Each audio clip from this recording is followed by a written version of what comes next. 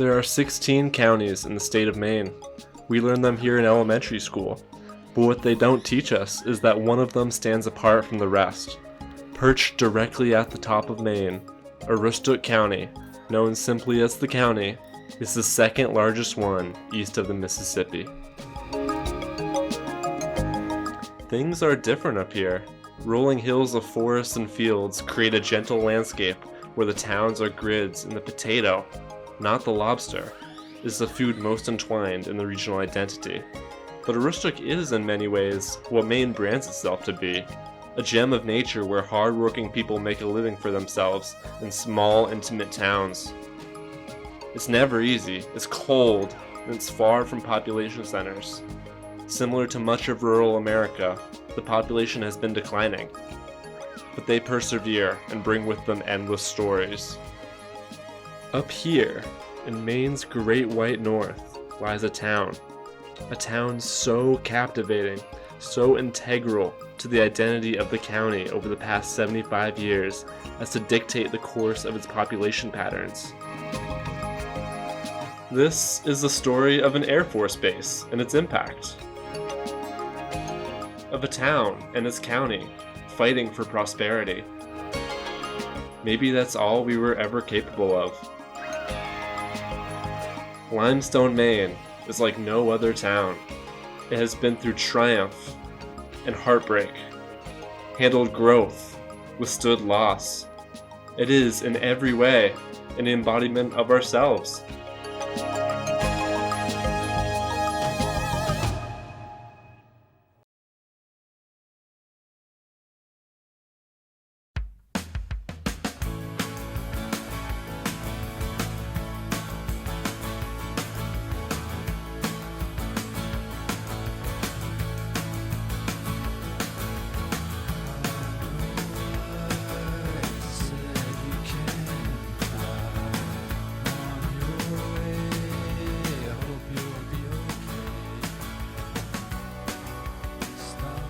In 1846, a group of European settlers erected a mill out of the northern wilderness, in an area marked Township Letter E, Range 1.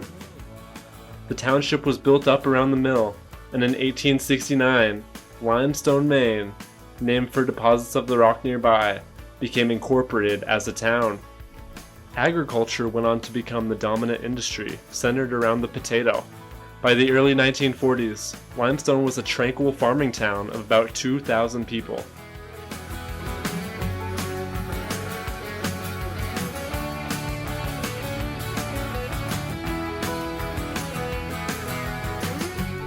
The use of the atomic bomb in ending World War II changed everything.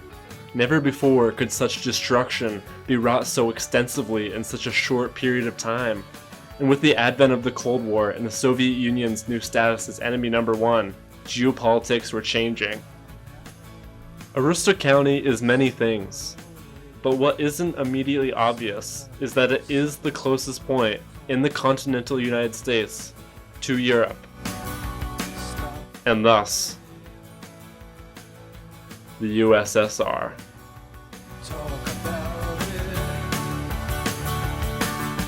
And so, in June 1946, planning began for the construction of an air base in Limestone.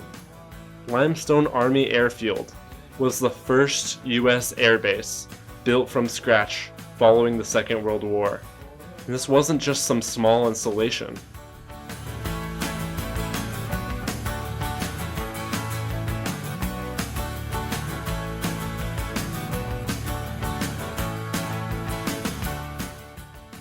Limestone was the first base in the country created for the B-36 Peacemaker bomber, which, by wingspan, is to this day the largest bomber aircraft ever built. It dwarfed its Second World War predecessors, aircraft such as the B-17 and B-29, originally designed to house over 100 of these giants. Limestone never reached this many, but when Phase 1 of construction began in 1947, it was clear that this base was something the world had never seen before. 2.1 million cubic yards of earth were removed to construct the 10,000-foot runway, and because freezing winters led to damaging frost, it was built 70 inches thick. An arch hangar, finished in 1949, became one of the largest hangars in the world at the time and is still the biggest single slab arched roof building in America, tied only with its sole replica at Ellsworth Air Force Base in South Dakota. A center for base operations and a barracks were also constructed, among other buildings, and following the 1947 introduction of the Air Force as its own branch of the military, the airfield had a new name, Limestone Air Force Base. In addition to being one of the very largest bases, Limestone's mission was crucial to the nation. Limestone was built as a strategic air command base, responsible for long-range bombing and reconnaissance missions. Its key location in northern Maine made it the best stopover point for aircraft flying between bases in the United States and Europe. But Limestone's primary purpose was nuclear.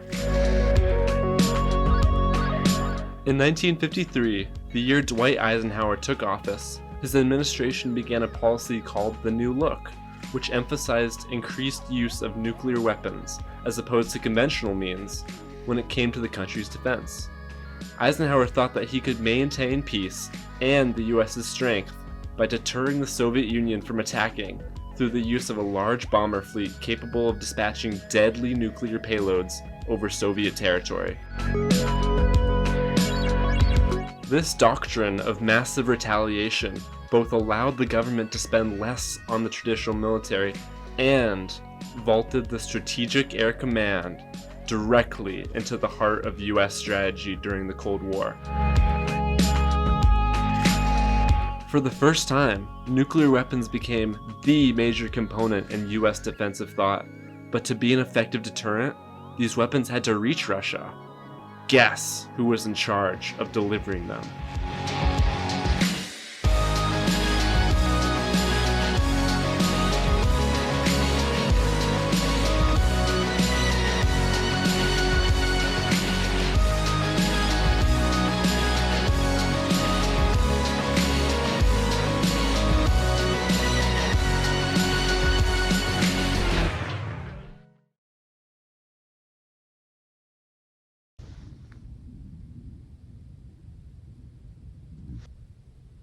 It was so quiet.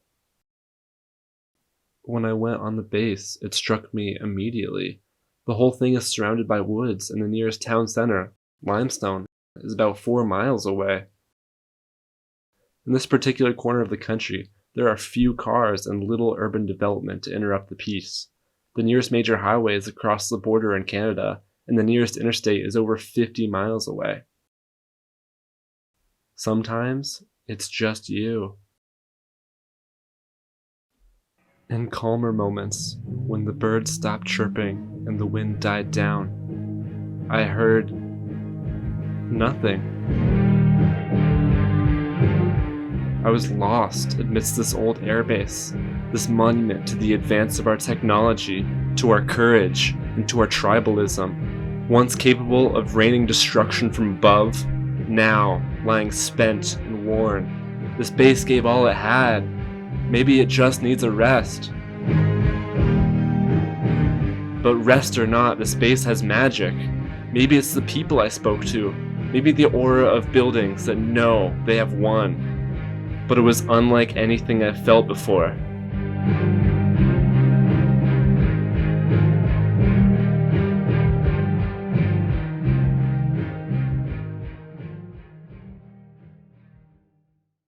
Would you like to introduce yourself?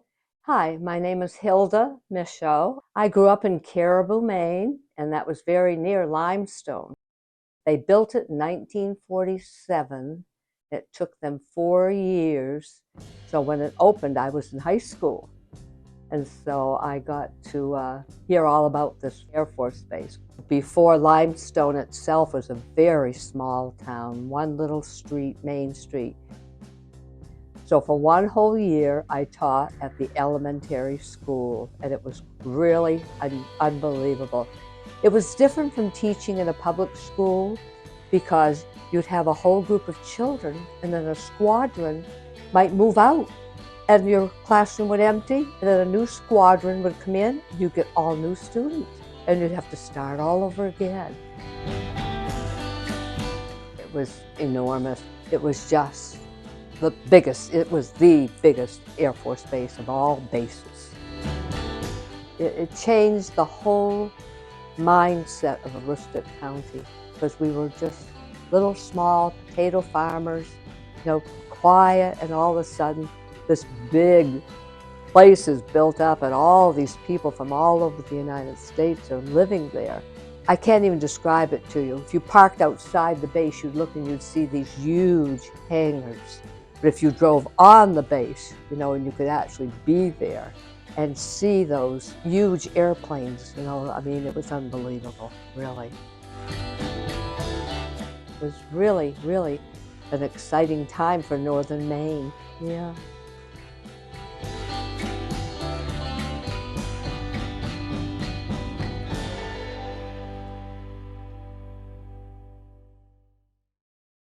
So much about a culture can be discovered through its names, not just of individuals, but of monuments and the places people live. For example, by naming something important to us after a person, we demonstrate the human qualities that we hold in the highest regard. People whose names we use as titles have their own name. They are our heroes. And during the uncertainty of the Cold War, we needed them more than ever. On October 2nd, 1918, a man named Charles Joseph Loring Jr. was born in Portland, Maine.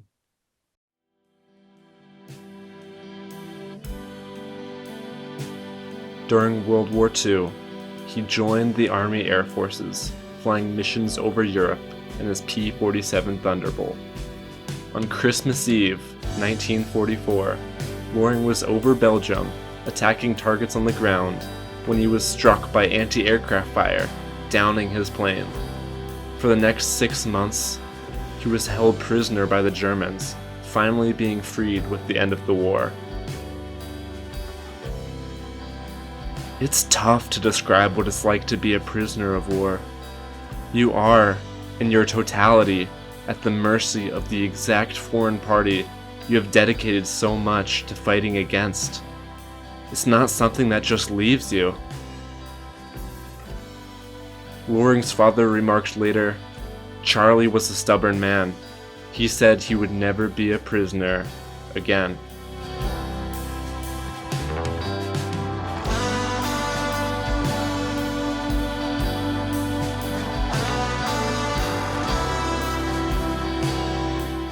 In the early morning of June 25th, 1950, North Korean soldiers poured across the 38th parallel, invading South Korea.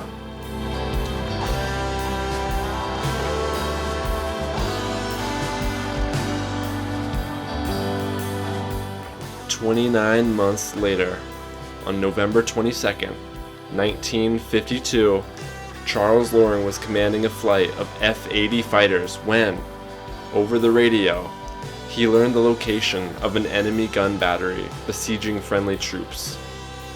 Leading his flight there, Loring began an attack run, pulling his aircraft into a dive.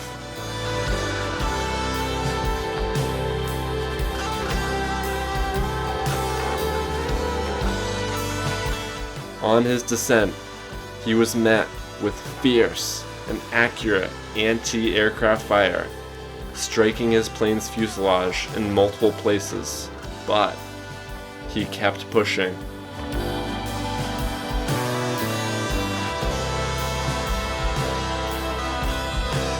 At 4,000 feet, he rolled his aircraft 45 degrees to the left and pulled up, but not enough, and drove himself straight into the enemy gun emplacements.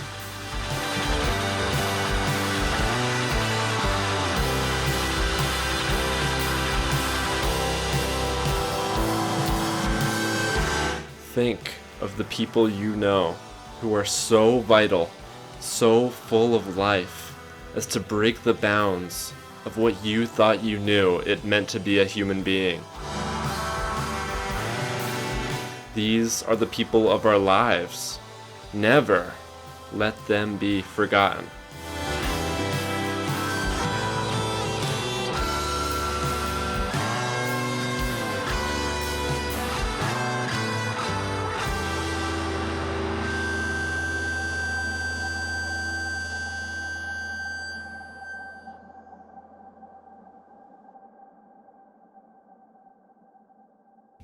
In the 1950s, Loring Air Force Base became the centerpiece of the most powerful strategic force in history.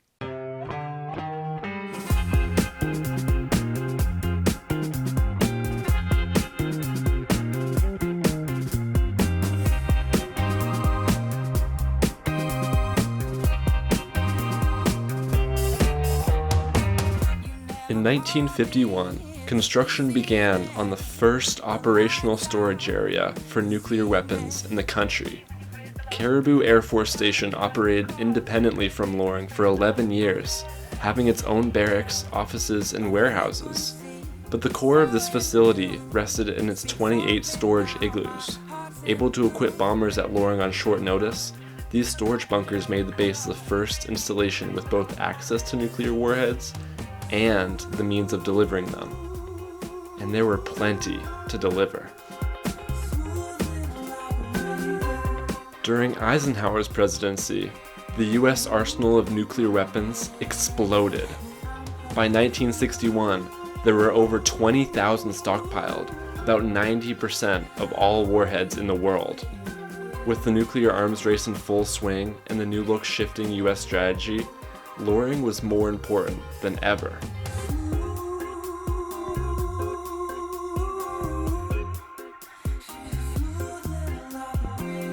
In 1955, the second of Loring's two enormous hangars was built. It was a double cantilever, or DC hangar, and it was used as a maintenance area for the bombers.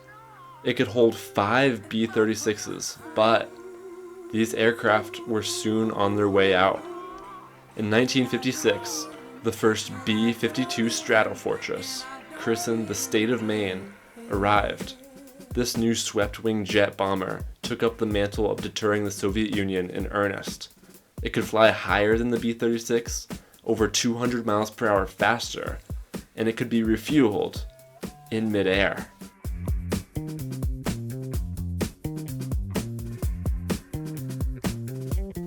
The new KC-135 was the first tanker in the Air Force under jet propulsion. Using its flying boom, it could transfer thousands of pounds of fuel to a receiving aircraft, and its speed meant that the B-52s didn't have to slow down to refuel. This allowed the bombers of the 42nd Bombardment Wing, Loring's host unit, the potential to strike deep into Russian territory.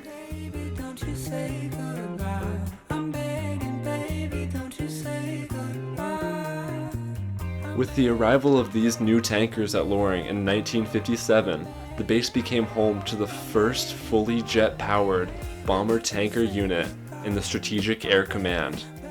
This wasn't just some backwater base in the distant north. In the late 50s, Loring was likely the most important strategic base in the nation. If the sirens began to sound, Loring would be holding the knife. In just a couple years, a city had appeared in Aroostook County. Limestone in 1960 was home to over 13,000 people, a mark that has never been hit in any census by any other town in the county ever.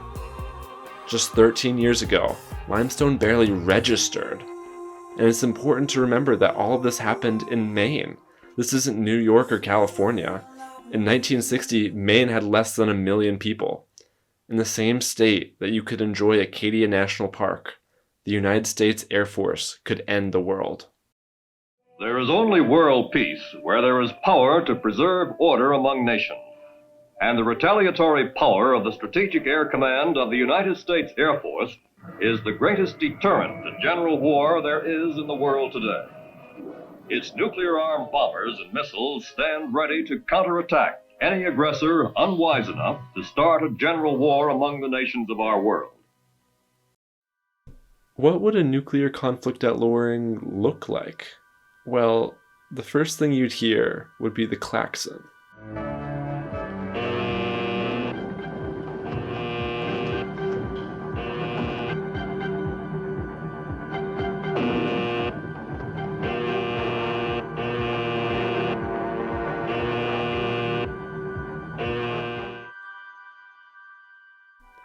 In In 1960, a new bomber alert facility was finished, called the Crew Readiness Building, where many airmen lived while on ground alert.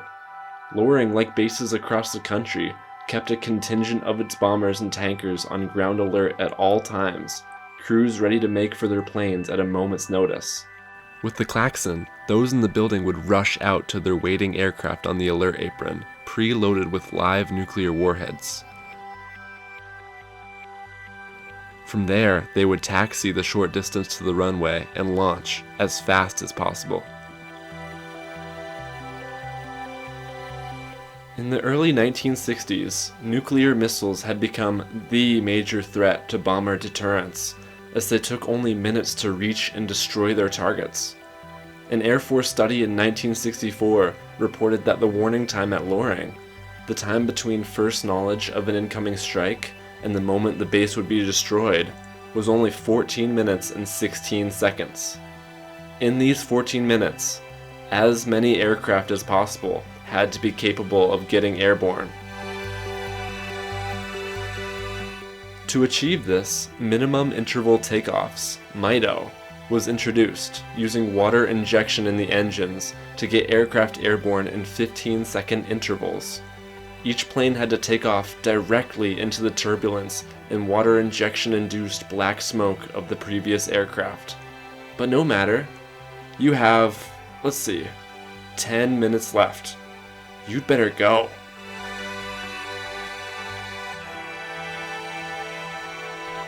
Once airborne, the bombers and tankers would make their way towards the Soviet Union. On the way, the tankers would transfer as much fuel as possible to the bombers, disregarding their own fuel levels. They were called tanker toads, take off and die, because they wouldn't have enough fuel to make the return trip. Remember that this base was named for Charles Loring. These men were prepared to give their lives for what they believed in.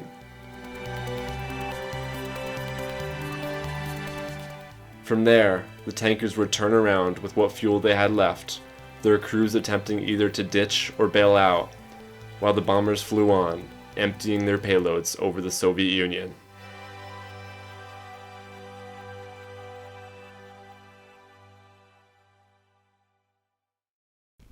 As the 60s wore on and the 60s became the 70s, Loring's importance among the strategic bases declined. By the mid-70s, Loring was considered by many to be a white elephant. When it was constructed, its location had been everything, positioned as close as possible to the Soviet Union as a base could be in the continental US. But now, its location hurt it. With the missile threat, warning time for an attack was low enough that the base was susceptible to having many of its aircraft destroyed before launch. Furthermore, Loring was within about 150 miles of the ocean, giving it almost no reaction time should a Soviet missile submarine decide to come knocking. And it didn't help that the base was far from the practice bombing ranges of the West. Loring still played an important role, but these issues compounded, causing the Air Force, in 1976, to officially propose reducing the base by 80%.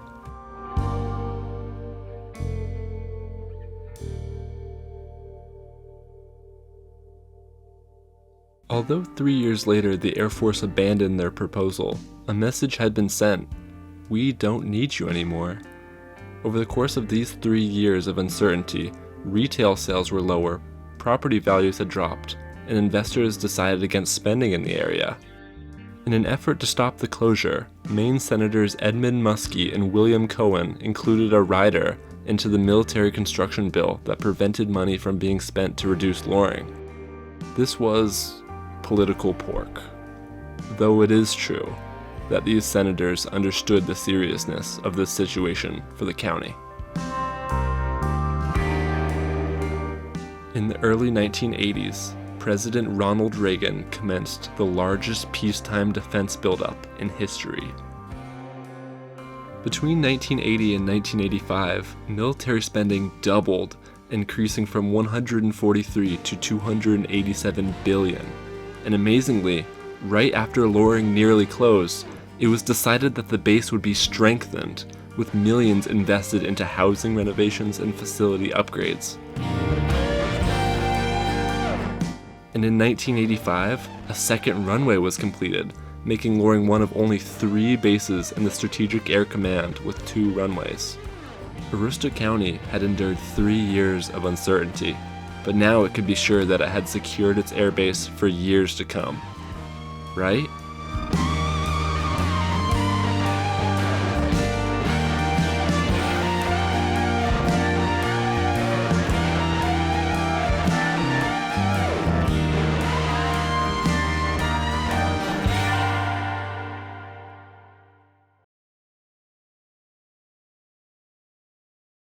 Although Loring had already shed its nuclear capabilities during the 80s, transitioning to fill a more conventional role, the end of the Cold War and the breakup of the Soviet Union was too much. The post-Cold War drawdown in defense spending mirrored the prior buildup in its sheer scale. As a percentage of GDP, spending fell from 5% in 1990 to 3.2% in 2000. Loring wasn't needed anymore.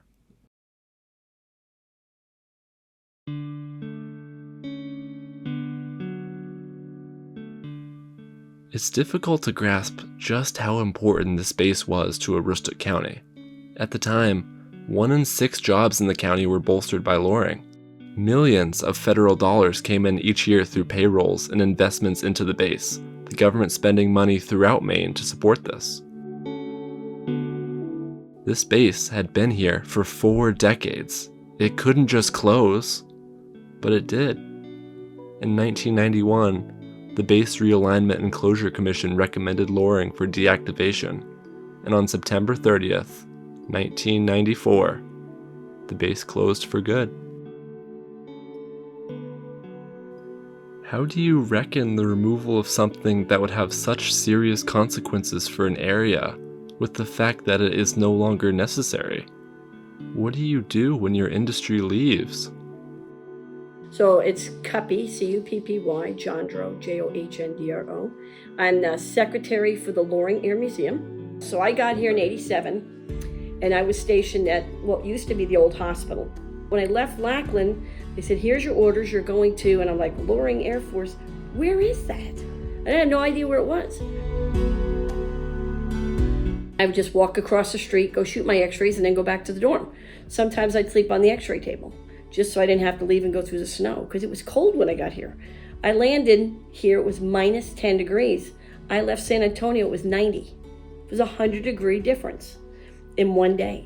And it was cold, and it was blustery, and it was snowy, and the snowbanks were absolutely enormous. So for me, it was like really different. My husband did 20 years in the military, so we pounded around a lot. But this became the base that we connected the most to.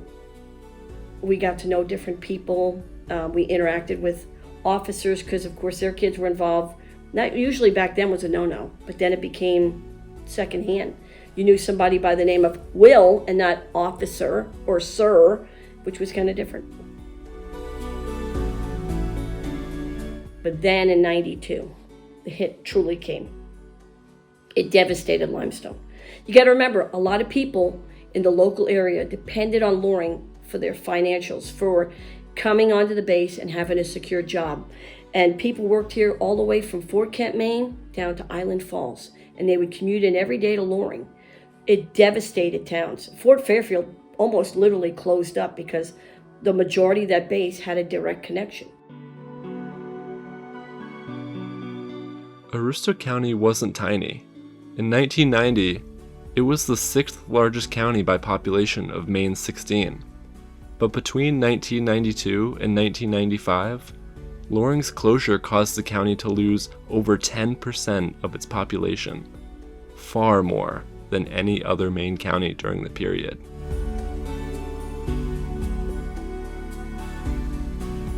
Limestone itself had the most to lose, the airbase being within its borders. Between 1990 and 2000, the town lost over 75% of its residents, folding from nearly 10,000 to less than 2,500. I was born and raised in Fort Fairfield, okay? And They were setting up the base and starting the post office and delivery and things like that. And I went to work as Christmas help for $1.51 an hour. I knew of a job out here and came out and applied and got the job and lived with the family here in town because you kind of had to be a resident of Limestone to work in the post office. And then I got hired on as temporary and just never stopped. Worked there for 41 years. How did the closure of the Air Force Base affect the town? Devastated it. In our office, post office, we were 12 or 15 people just in the post office. So that was down to zero. When I went up to Limestone for the first time, my friend and I were walking around when we struck up a conversation with a man who was shoveling his driveway. He directed us across the street and introduced us to a Mr. and Mrs. Huntress. They proceeded to invite us inside and talk with us for over an hour, showing us their house, their relatives, and the connection they had to this base. Mrs. Huntress made hot chocolate and grilled cheeses for us while we talked, but we were complete strangers to them. Without knowing us at all, just two teenagers from out of town, they opened their arms and their hearts to us. It was one of the most sincere and transformative displays of compassion I have ever witnessed. And Mrs. Huntress said something to me. She said, in Aroostook County, no one leaves the house hungry. That will always stick with me.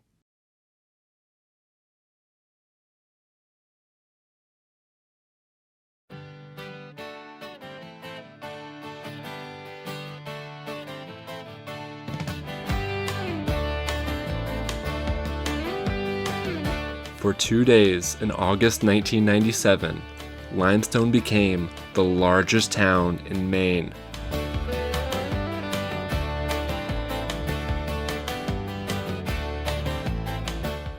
Oh, what? You thought Limestone was done for, didn't you? You thought, oh, well, the airbase is gone. Guess this town isn't interesting anymore. Nope. The band Phish decided to host a 2-day music festival called The Great Went at Loring in far northern Maine. It was fully mind-blowing to me. It's just at one point I stood on the bed of my friend's truck and looked around, kind of got up above everything, and it's just people as far as you can see. My name is Nick Pyers. I actually work in the music industry. I'm a sound and lighting technician and project manager.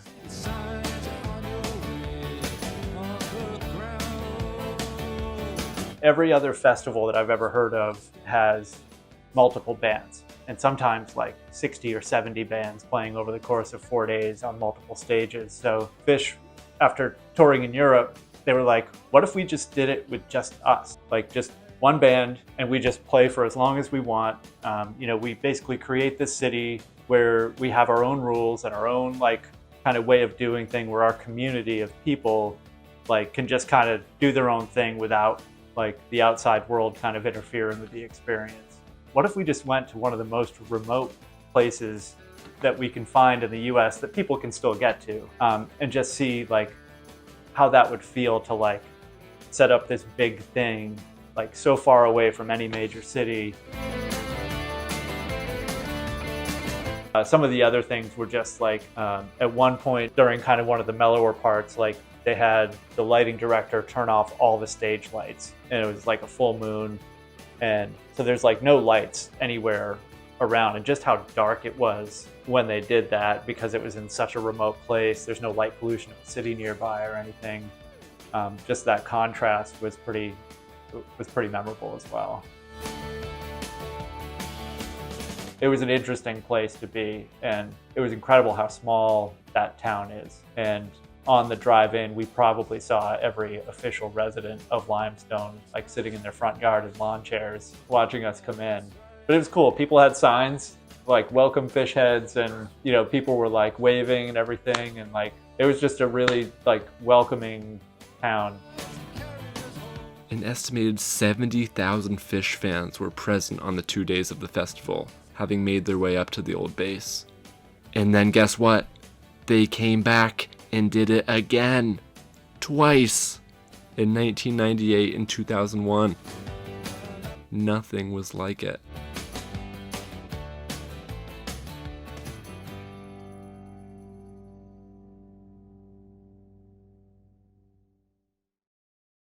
At its core, however, Limestone had to redevelop.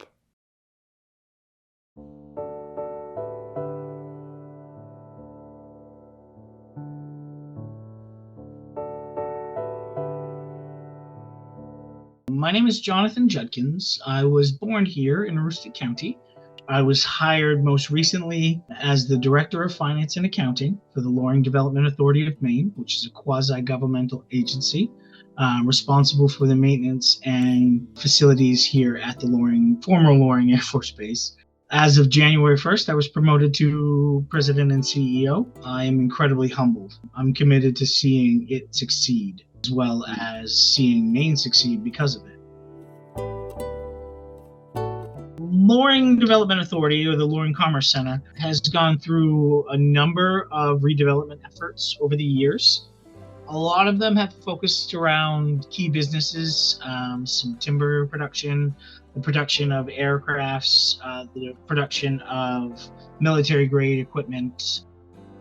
Traditionally, we've been serially underfunded. The money that we receive from the state government is related to the job creation numbers. So we don't receive a budget from tax dollars, we receive the taxes from the jobs that are on campus. This, paired with our retail investments and our retail holdings, are what makes up the bulk of the budget. So we have been very strategic in our partnerships. We're excited for the future. We have a lot of exciting things happening here. We have a potato chip processing plant that we just signed, a $54 million contract. So they would like to come and produce potato chips here in Aroostook County. Super cool. Truth be told, if you are asking me about Loring's assets, I am going to tell you it is the largest industrial business park in Maine.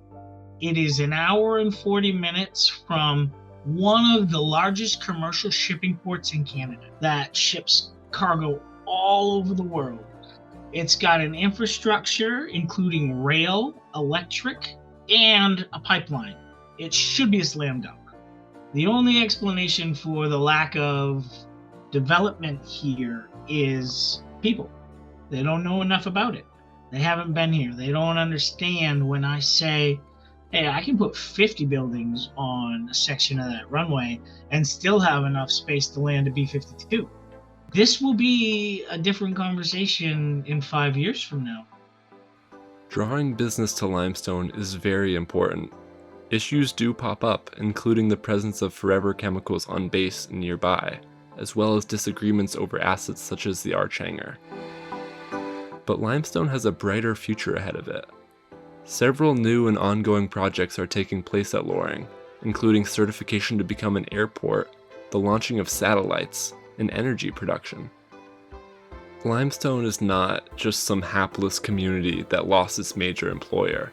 It has and is succeeding in drawing in business. Loring was placed in Limestone because of its proximity to Europe. With the base's closure, this proximity became isolation. Northern Maine does not have major urban centers, but it does have exactly what makes small towns valuable. People who are invested in their communities and committed to their success. People who make sacrifices for those they love and the places they live. It isn't through hardship that the character of a population can be determined. It's through reaction to that hardship that we learn so much. Maybe in this sense, Limestone has found its worth.